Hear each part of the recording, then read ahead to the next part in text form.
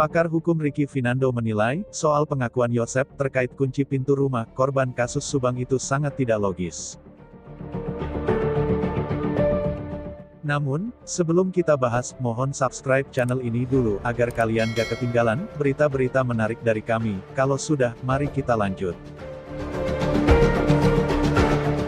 Dalam program Aiman Kompas TV beberapa waktu lalu, Yosef yang merupakan saksi kunci pembunuhan ibu dan anak di Subang, sempat menyatakan bahwa saat pulang ke TKP pada tanggal 18 Agustus pagi, dirinya sempat melihat kunci masih tergantung dari dalam dan pintu sudah terbuka. Yosef juga mengungkapkan, bahwa kunci rumah hanya dipegang Tuti.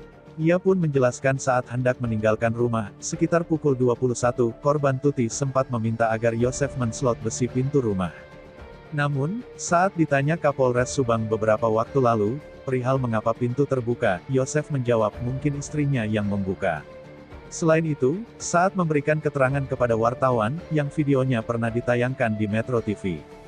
Pada tanggal 18 Agustus pagi Yosef mengungkapkan prasangkanya bahwa kunci rumah kediaman Tuti ada yang ambil. Terkait hal itu, Ricky Finando membuat beberapa pertanyaan hukum untuk membuat kasus ini semakin jelas dan dipahami masyarakat luas. Pertanyaan hukumnya, awalnya kan dia bilang kuncinya ada yang diambil siapa? Kok bisa tahu ada yang diambil? Kalau diambil kan berarti kuncinya diambil dari tempat yang biasa disimpan korban, berpindah tempatlah. Tapi bagaimana bisa pelakunya bisa tahu, tempat penyimpanan kunci yang disimpan di tempat biasa?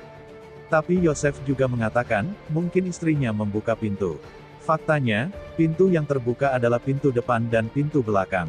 Jadi ada dua pintu yang terbuka, ucap Ricky Finando, lewat keterangan tertulisnya, Sabtu tanggal 23 Oktober tahun 2021. Itu kejanggalan yang sangat luar biasa, ekstrim banget janggalnya, buat apa tengah malam korban Tuti buka pintu depan belakang. Juga jadi sangat tidak logis, sekiranya pun korban ada membuka pintu tapi justru meninggalkan kunci di pintu. Masa tengah malam, buka pintu depan dan belakang, tapi tak ditutup lagi dibiarkan saja terbuka, yang benar aja, lanjutnya. Mengenai ungkapan Yosef, yang sempat mengatakan bahwa Tuti kalau tidur pintunya dikunci. Ricky menilai, bahwa dalam hal ini berarti korban sangat aware dalam menjaga keamanan rumahnya, dan keluarganya karena kalau tidur korban mengunci pintu rumahnya. Ricky Finando juga menilai soal keterangan Yosef, yang kemungkinan pintu belakang rumah itu dibuka korban pada malam hari lalu dibiarkan terbuka begitu saja, tanpa ditutup kembali dan kuncinya dibiarkan menggantung di gagang pintu. Ini kan sama aja mengundang penjahat masuk atau hewan-hewan melata seperti ular dan sejenisnya bisa aja masuk, kan tak jauh dari TKP ada kebun, juga lokasi TKP sepi pas malam hari, korban tidak sebodoh itu apalagi ada anaknya Amalia. Dia pasti mau melindungi anaknya, saya yakin pasti tidak membuka pintu depan belakang lalu dibiarkan saja terbuka, ucap Ricky. Jadi, alasan kunci ada yang diambil atau mungkin korban Tuti ada bukain pintu pada malam itu sangat tidak logis karena alasan juga harusnya logis, karena benar-benar di luar akal sehat, karena yang terbuka itu pintu depan dan pintu belakang.